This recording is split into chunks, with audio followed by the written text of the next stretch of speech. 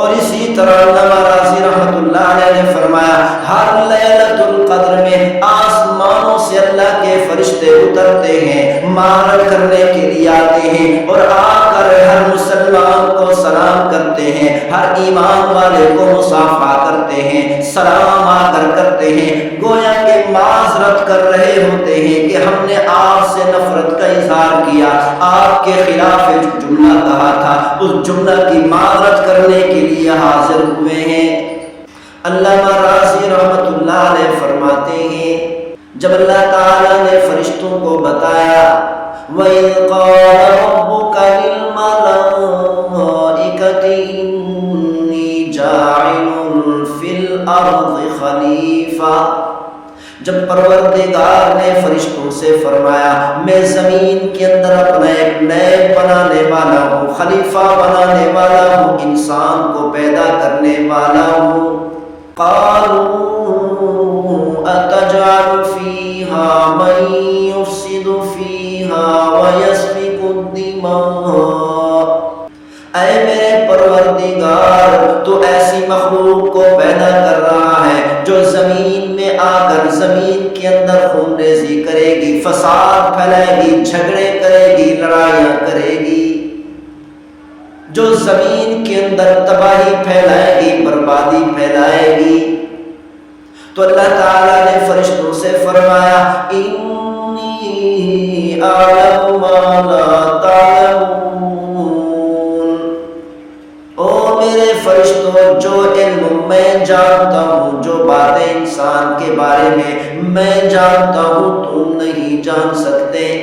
یعنی اللہ تعالیٰ نے فرمایا میں جانتا ہوں، میں ایسی مخلوق پیدا کر رہا ہوں، ایسے انسان کو پیدا کر رہا ہوں، اس انسان کو گمراہ کرنے والی، اللہ تعالیٰ نے فرمایا اے فرشتوں تمہیں گمراہ کرنے والی کوئی چیز نہیں، تمہارے مقابلے میں شیطان نہیں، تمہارے مقابلے میں دنیا نہیں، تمہارے مقابلے میں دولت نہیں، تمہارے مقابلے میں پیٹ نہیں، تمہارے مقابلے میں تمہاری خواہشات نہیں، تمہارے مقابلے میں شیاطین نہیں، تمہارے مقابلے میں تمہاری اولاد نہیں، تمہارے مقابلے میں تمہارے گھر بار نہیں، تمہاری تجارت نہیں، تمہارا کاروبار نہیں، تمہاری زراعت نہیں، تمہارے آفس نہیں۔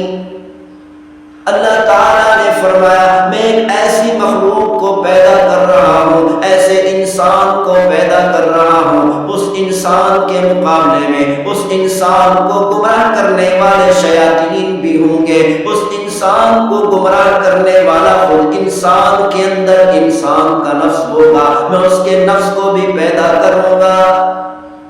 اس انسان کو گمراہ کرنے والا انسان کا اپنا پیٹ ہوگا، اس انسان کو گمراہ کرنے والی دولت ہوگی، اس انسان کو گمراہ کرنے والی تجارت ہوگی، اس انسان کو گمراہ کرنے والے کاروبار ہوں گے، اس انسان کو گمراہ کرنے والی کھیتی باڑی ہوگی، اس انسان کو گمراہ کرنے والے اعلیٰ قسم کے کھانے اور مشروبات ہوں گے، اس انسان کو گمراہ کرنے والے کوٹھیاں اور بنگلے ہوں گے، قصور و محل ہوں گے۔ اللہ تعالیٰ نے فرمایا لیکن یہ میرا بندہ انسان ساری چیزوں کو پیچھے ڈال کر کہے گا اللہ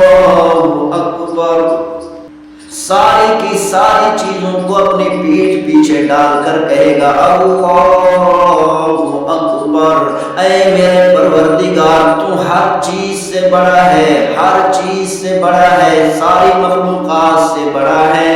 تو اللہ تعالیٰ نے فرمایا انی اعلم ما لا تعلمون،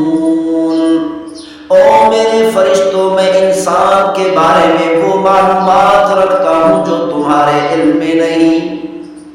علامہ راضی رحمۃ اللہ علیہ فرماتے ہیں جب انسان کا تذکرہ فرشتوں کے سامنے ہوا تو فرشتوں نے نفرت کرتے ہوئے کہا اتجعل من یفسد فیہا ویسفک الدماء،